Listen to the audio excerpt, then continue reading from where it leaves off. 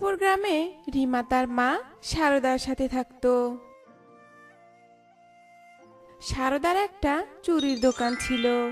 সারদা চুড়ি বানিয়ে বিক্রি করত। এই চুড়ির ব্যবসা করেই সারদা আর তার মেয়ে কোনো রকমে তাদের দিন কাটাতো। রিমা, মা রিমা, কোথায় গেলি? তাড়াতাড়ি এদিকে আয় তো। হ্যাঁ মা, বলো। এই তো আমি এসে গেছি। মা, তোমার কি রান্না হয়েছে? আমি তো আবার স্কুলে যাব মা। তোকে তো আমি খাবার জন্যই ডাকছিলাম রে মা। আমার তো অনেকক্ষণ আগেই রান্না হয়েছে। বস, খেয়ে নে তাড়াতাড়ি। এরপর সারদা রিমাকে খেতে দেয়। আর রিমা খাওয়া শেষ করে তাড়াতাড়ি স্কুলে চলে যায়। এদিকে সারদাও নিজের কাজ শেষ করে তার দোকানে যায়।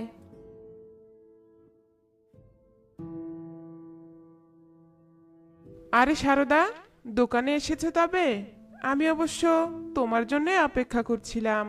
বলছি সারদা, এভাবে চুরির দোকান করে তো কিছুই হবে না। তার চেয়ে বরং তুমি আমার বাড়িতে ঝিয়ের কাজ করো। তোমার আর তোমার মেয়ের খাওয়া পড়ার দায়িত্ব না হয় আমিই নিব। মাফ করবেন কর্তামা, আমি আপনার বাড়িতে ঝিয়ের কাজ করতে পারবো না। এই চুরির ব্যবসায় আমার ভালো। চুরির ব্যবসা করে তো নিজের আত্মসম্মান নিয়ে থাকতে পারছি, এটাই অনেক। আপনি অন্য কাউকে আপনার ঝি রাখুন গিয়ে। শোনো সারদা, এত দেমাগ ভালো নয় কিন্তু। ঠিক মতো খেতে পারে না, কিন্তু দেমাগ এখনো কমেনি। তুই আমার প্রস্তাব ফিরিয়ে দিস, এর ফল তুই শীঘ্রই পাবি। এ কথা বলেই মোরলের বউ প্রতিমা সেখান থেকে চলে যায়। আর সারদাও মোরলের বউয়ের কথায় পাত্তা না দিয়ে নিজের কাজ করতে থাকে।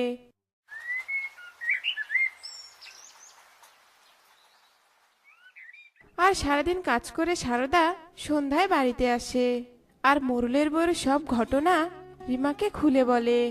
মা, তুমি মোরলের বউয়ের কথায় একদম কান দিও না তো। ওই মোরলের বউ যে পরিমাণে খারাপ, ওর বাড়িতে ঝিয়ের কাজ করার চেয়ে না করাই অনেক ভালো মা। যাকগে, এসব কথা এখন থাক মা। তোমাকে আমি একটা খুশির খবর দেব বলে তোমার জন্য অপেক্ষা করছি। শোনো মা, আমাদের স্কুলের মাঠে কিছুদিন পর একটা চুরির প্রদর্শনী হবে। ওই চুরির প্রদর্শনীতে যার চুরি বেশি সুন্দর হবে তাকে 50,000 টাকা পুরস্কার দেওয়া হবে। আর তাকে 50,000 টাকার চুরির বায়নাও দেওয়া হবে মা। মা, আমি চাই তুমি ওই চুরির প্রদর্শনীতে অংশ নাও। মা, আমি জানি তুমি অনেক ভালো চুড়ি বানাও। তোমার চুরির মতো ভালো চুড়ি এই গ্রামে আর কেউ বানাতে পারে না মা। তাই তুমি আর কোনো কথা না বলে চুরির প্রদর্শনীর জন্য তৈরি হও। এরপর সারদা তার মেয়ের কর্তৃপক্ষ ভীষণ পছন্দ করে। আপনার চুড়ি আমাদের খুব পছন্দ হয়েছে। এই প্রদর্শনীর বিজয়ী আপনি, তাই এই পুরস্কারের 50,000 টাকা আপনি পাচ্ছেন। আর প্রদর্শনীর নিয়ম অনুযায়ী আপনি 50,000 টাকার চুড়ির বায়নাও পেয়ে যাচ্ছেন। আগামী 1 মাস পরে এসে আমরা আমাদের বায়নার চুড়ি নিয়ে যাব, আর চুড়ি নিয়ে আপনাকে আমরা 50,000 টাকাই দিয়ে দেব। এ কথা বলে কর্তৃপক্ষ সারদাকে 50,000 টাকা দেয়। আর সারদা সেই টাকা নিয়ে খুশি মনে বাড়ি যাওয়ার জন্য রওনা দেয়। আর রাস্তায় যাওয়ার পথে মোরলের বউ অভয়ার নির্দেশে কিছু গুন্ডা সারদাকে অনেক মারে আর পুরস্কারের টাকাগুলো কেড়ে নেয়। তোকে বলেছিলাম না চুরিওয়ালি, আমার প্রস্তাব ফিরিয়ে দেওয়ার ফল তুই শীঘ্রই পাবি। এবার বোঝ মজা, পুরস্কারের টাকাও হারালি আর মারও খেলি। এ কথা বলে অভয়া সেখান থেকে চলে যায়। এদিকে সারদার রক্তাক্ত অবস্থায় রাস্তায় পড়ে থাকার খবর রিমা পায় আর দৌড়ে সেখানে আসে আর সারদাকে তাড়াতাড়ি হাসপাতালে নিয়ে যায়। আর সারদার ক্ষতে ব্যান্ডেজ বেঁধে নিয়ে ঔষধপত্র নিয়ে সারদাকে নিয়ে বাড়িতে ফিরে আসে। এবার কি হবে রে মা? আমি তো ওদের কথা দিয়েছি 1 মাস পর ওদেরকে আমি 50,000 টাকার চুড়ি বানিয়ে দেব, কিন্তু এই মোরলের বউ শত্রুতা করে তো আমার এই হাল করে ফেললো। এখন কি হবে রে মা? কি বলছো তুমি মা? ওই মোরলের বউ তোমার এ অবস্থা করেছে? এবার ওই মোরলের বউ বুঝবে চুরিওয়ালের ওপর অত্যাচার করার ফল কি। আর তুমি কোনো চিন্তা করো না মা, তুমি বিশ্রাম করো। আর তোমার অর্ডার নেওয়া চুড়ি আমি বানিয়ে দেব। তবে এখন আমি একটু বাইরে যাচ্ছি মা, তুমি কিন্তু এখানেই থেকো। এ কথা বলে রিমা সেখান থেকে বেরিয়ে পুলিশ স্টেশনে যায় আর মোরেলের বউয়ের নামে মামলা করে।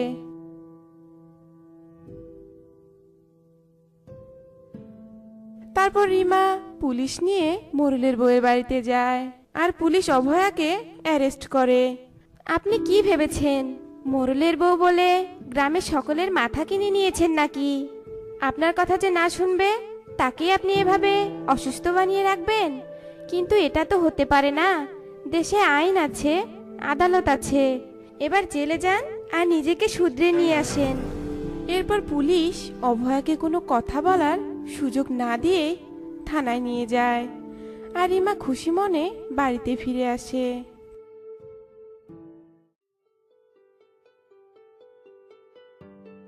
মারে, তুই কোথায় গিয়েছিলি? আর তুই আমার কাছে না থেকে কোথায় গিয়েছিলি মা? তেমন কোথাও যায়নি মা, মোরলের বউয়ের পাওনাটা দিতে গিয়েছিলাম। যাকগে মা, তুমি অত ভেবো না তো। তুমি অসুস্থ, তুমি এখন একটু ঘুমাও তো। আমাকে তো আবার অতগুলো চুড়ি বানাতে হবে, তাই আজ থেকেই তো আমার চুড়ি বানানোর কাজটা শুরু করতে হবে, তাই না মা? নয়তো আমি সময় মতো চুড়িগুলো দেবো কি করে? রিমার কথা শুনে সারদা ঘুমিয়ে পড়ে আর রিমা চুড়ি বানানোর কাজ শুরু করে দেয়।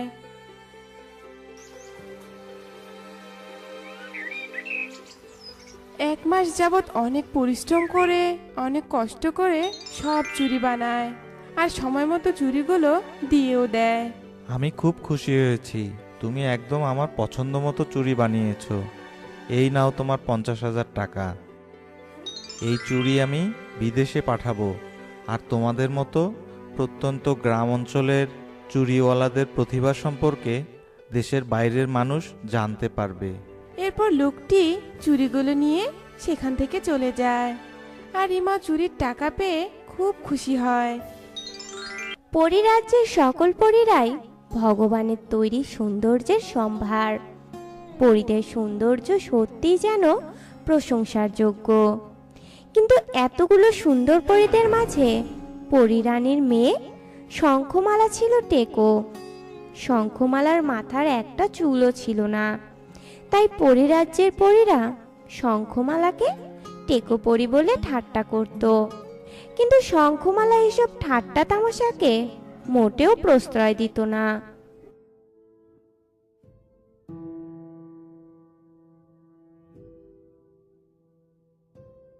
মা শঙ্খমালা, কি হয়েছে তোমার?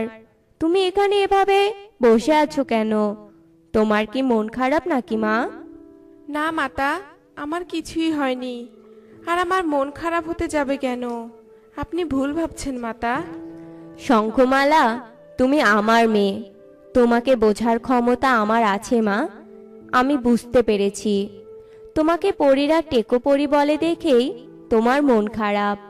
আসলে মা, আমি পরীর রানী হলেও পরীরাজ্যের নিয়ম কানুনের কাছে যে আমি অসহায়। আমি তো যথাযথ কারণ ছাড়া কাউকে শাস্তি দিতে পারি না মা। আরে মাতা, আপনি এমন ভুল ভাবনা ভাবছেন কেন? আমাকে কে কি বলল না বলল তাতে আমার কিছুই আসে যায় না মাতা। আর আপনি নিয়ম কানুনের কথা বলছেন কেন? আমি পরীরানীর মেয়ে বলে আমাকে কেউ ঠাট্টা করতে পারবে না তা তো হতে পারে না। আমাকে খেপিয়ে যদি পরীরা খুশি হয় তাতে আমিও খুশি। এভাবে বেশ কিছুক্ষণ শঙ্খমালা নিজের কক্ষেই থাকে। এভাবে কক্ষের ভেতরে থাকতে আর ভালো লাগছে না। যাই, বাগান থেকে একটু ঘুরে আসি। এরপর শঙ্খমালা বাগানে যায়। শঙ্খমালা বাগানে গিয়ে দেখে সেখানে অন্যান্য পরীরা রয়েছে। শঙ্খমালাকে দেখে অন্যান্য পরীরা ঠাট্টা করতে শুরু করে। কি ব্যাপার টেকো পরী, কোথায় যাচ্ছ? চুল খুঁজতে নাকি? যাও যাও, চুল খোঁজো, আর চুল পেলে নিজের মাথায় লাগিয়ে নিও। তাহলে আর অমন টেকো মাথা নিয়ে ঘুরতে হবে না। তুমি সত্যিই বলছো কিরণমালা? শঙ্খমালার মাথাটা একদম ফুটবলের মাঠের মতোই টেকো। পরিরাজ্যের সকল পরীরা কত সুন্দর, কত লম্বা লম্বা চুল পরীদের মাথায়, অথচ শঙ্খমালার মাথায় একটাও চুল নেই। শঙ্খমালা আমাদের পরীদের মাঝে সত্যিই বেমানান। পরিরাজ্যের পরীদের সৌন্দর্যকে শঙ্খমালা যেন কলঙ্কিত করেছে। তাই বুঝি? কই, আমি তো তোমাদের সাথে মিশতে যাই না, তবে তোমাদের সৌন্দর্যের কলঙ্ক লাগবে কি করে? যাকগে, তোমরা থাকো এখানে, আমি বরং তোমাদের থেকে একটু দূরেই যাই। এ কথা বলে শঙ্খমালা সেখান থেকে চলে যায়। আর বাগানে ঘুরতে ঘুরতে একদম বাগানের শেষ প্রান্তে চলে যায়। আর বাগানের শেষ প্রান্তে যেতেই শঙ্খমালা কারো চিৎকারের আওয়াজ শুনতে পায়। এ কি? কে চিৎকার করছে? আর কোথা থেকেই বা এমন চিৎকারের আওয়াজ আসছে? দেখি তো খুঁজে। এরপর শঙ্খমালা খুঁজতে শুরু করে। অনেক খোঁজার পর শঙ্খমালা দেখে একটা গাছে এক রাজকুমারকে বেঁধে রাখা হয়েছে, আর পাশেই একটা ডাইনি দাঁড়িয়ে আছে। এই ডাইনি, তুমি এই রাজকুমারকে এভাবে বেঁধে রেখেছো কেন? এক্ষুনি ছেড়ে দাও বলছি ওকে। ও আমাকে বিয়ে রাজি হচ্ছে না, তাই আমি ওকে বেঁধে রেখেছি। ও যতক্ষণ না আমাকে বিয়ে করার জন্য রাজি হবে ততক্ষণ ওকে এভাবেই থাকতে হবে। কিন্তু তুই আমায় এত প্রশ্ন করছিস কেন? আর তোর কথায় আমি ওকে ছেড়েই বা দিব কেন?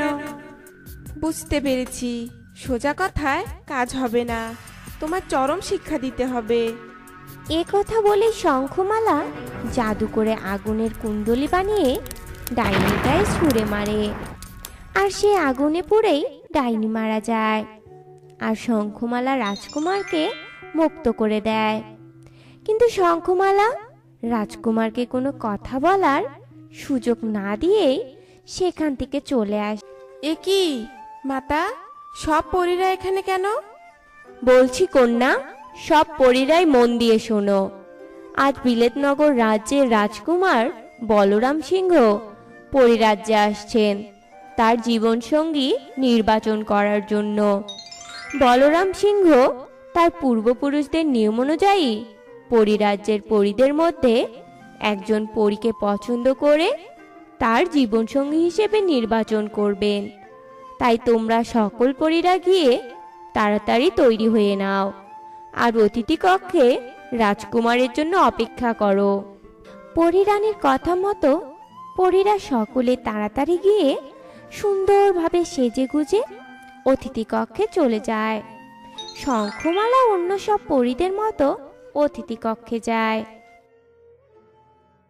এ কি টেকো পরী, তুমিও তো দেখছি চলে এসেছো। তা বলছি, আমরা তো সুন্দর পরীরা এখানে থাকতে রাজকুমার তোমায় মোটেও পছন্দ করবে না, তাই এখানে অযথা সময় নষ্ট না করে গিয়ে নিজের কাজ করো। কিরণমালার কথা শেষ হতে না হতে সেখানে রাজকুমার বলরাম সিংহ উপস্থিত হয়। এদিকে কিরণমালার কথা শুনে শঙ্খমালা সেখান থেকে চলে যেতে ধরে। দাঁড়াও শঙ্খমালা, যেও না। বিলেতনগর রাজ্য থেকে আমি যে শুধু তোমার জন্যই ছুটে এসেছি। আর তুমি টেকো হলে কি হবে? আমি তো জানি তুমি কত ভালো মনের অধিকারী। আর সেই ডাইনির হাত থেকে আমায় বাঁচিয়ে তুমি সেটা প্রমাণ করেছো। তাই আমি রূপসী কোনো পরীকে নিজের জীবনসঙ্গী হিসেবে চাই না। আমি তোমার মতো সুন্দর মনের পরীকেই আমার জীবনসঙ্গী হিসেবে পেতে চাই। আপনি কি বলছেন রাজকুমার? আপনি আমাদের মতো এত সুন্দর পরীকে রেখে ওই টেকো পরীকেই জীবনসঙ্গী বানাবেন? চুপ করো। তোমাদের মতো রূপের অহংকারীর চেয়ে টেকো পরি হাজার গুণে ভালো। আর ও টেকো হয়েছে, এটা কি ওর দোষ নাকি? তবে শঙ্খমালা, তুমি কোনো চিন্তা করো না। আমি তোমার টেকো মাথার চুল গজানোর উপায় জানি। আমাদের রাজ্যের পণ্ডিত গুরু আমায় এমন এক ওষুধ দিয়েছেন যা দ্বারা সমস্যার সমাধান সম্ভব। এবার তুমি আমার পাশে এসে বসো তো। রাজকুমারের কথা মতো শঙ্খমালা তার পাশে গিয়ে বসে, আর রাজকুমার একটা ঔষধের বোতল বের করে আর সেসব ঔষধ শঙ্খমালার মাথায় লাগিয়ে দেয়। আর সাথে সাথে শঙ্খমালার মাথা ভর্তি লম্বা ঘন কালো চুল এসে যায়, যা দেখে সবাই অনেক অবাক হয়। তারপর রাজকুমার শঙ্খমালাকে বিয়ে করে নিজ রাজ্যে চলে